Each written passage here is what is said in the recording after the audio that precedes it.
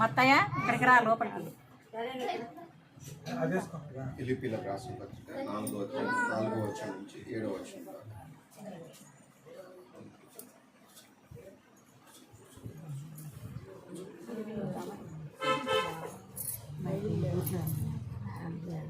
అప్పుడు సమస్త జ్ఞానమునకు మించిన 4 నుంచి 7. ఫిలిప్పీ 4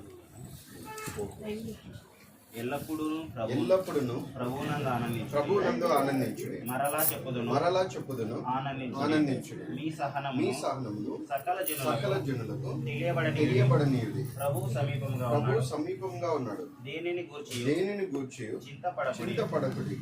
కానీ ప్రతి విషయంలోనూ ప్రార్థన విజ్ఞాపన చేత కృతజ్ఞతాపూర్వకంగా మీ విన్నపములు దేవునికి తెలియజేయండి.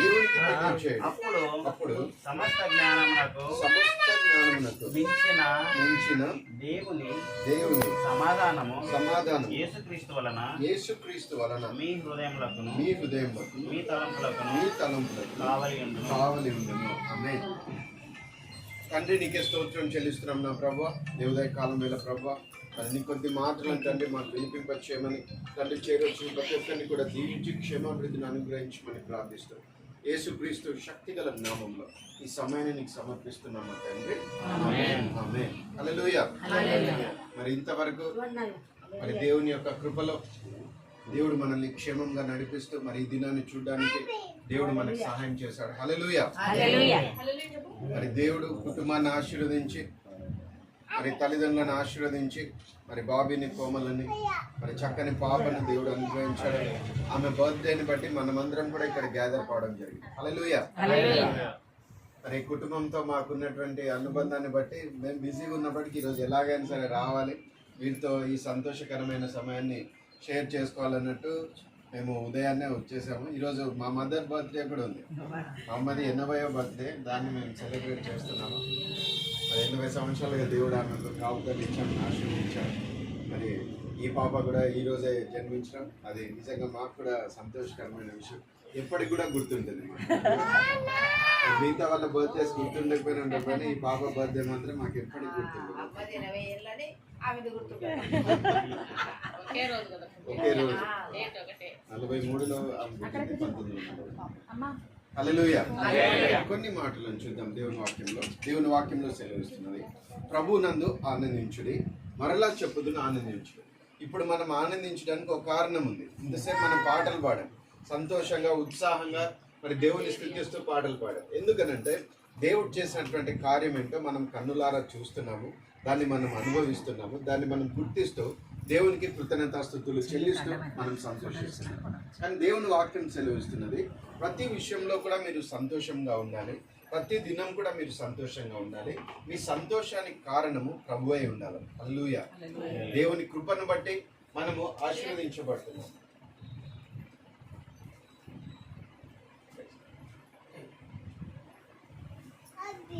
దేవుని కృపను బట్టి మనం ఆశీర్వదించబడుతున్నాం, దాన్ని మనం గుర్తించగలుగుతున్నాం, దాన్ని బట్టి మనం సంతోషిస్తున్నాం.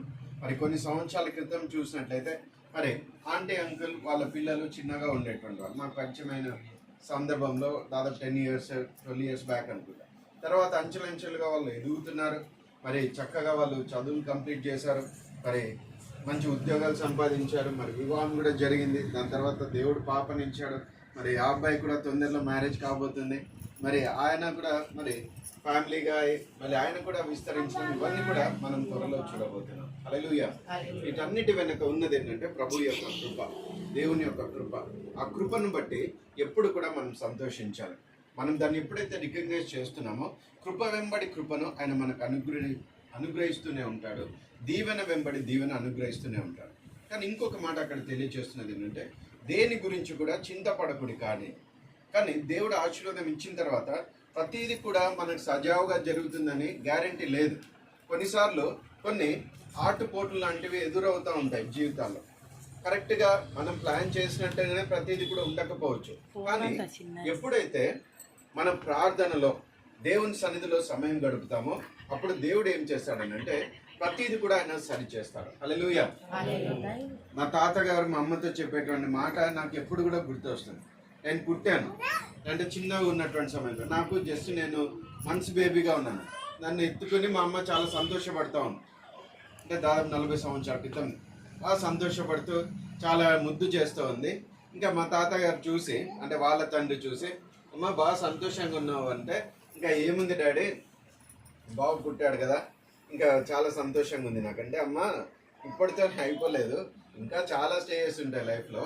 ఇప్పుడు బాబు పుట్టాడు, తర్వాత మళ్ళీ స్టడీస్ ఉంటాయి, దాని తర్వాత మళ్ళీ సెటిల్మెంట్ కావాలి, జాబ్ రావాలి, తర్వాత మ్యారేజ్ ఉంటుంది, మళ్ళీ తర్వాత పిల్లలు, చాలా చాలా చాలా స్టెప్స్ ఉంటాయి. వాటన్నిటిలో కూడా నువ్వు దేవుని మీద ఆధారపడడం నువ్వు నేర్చుకోవాలమ్మా అంటే మా అమ్మతో చెప్పినటువంటి మాట. మరి ఆ మాటను ఆమె నమ్మింది. దాన్ని బట్టి మా అందరి జీవితంలో మేము ఆశీర్వాదం చేసాం. మధ్యలో సమస్యలు రాలేవా? చాలా వచ్చాయి, సమస్యలు చాలా వచ్చాయి. కానీ ప్రతి సమస్యలో కూడా దేవుడు సహాయం చేశాడు. ప్రతి సమస్యను కూడా దాటడానికి దేవుడు కృపను చూపించాడు. హల్లెలూయా. ప్రభు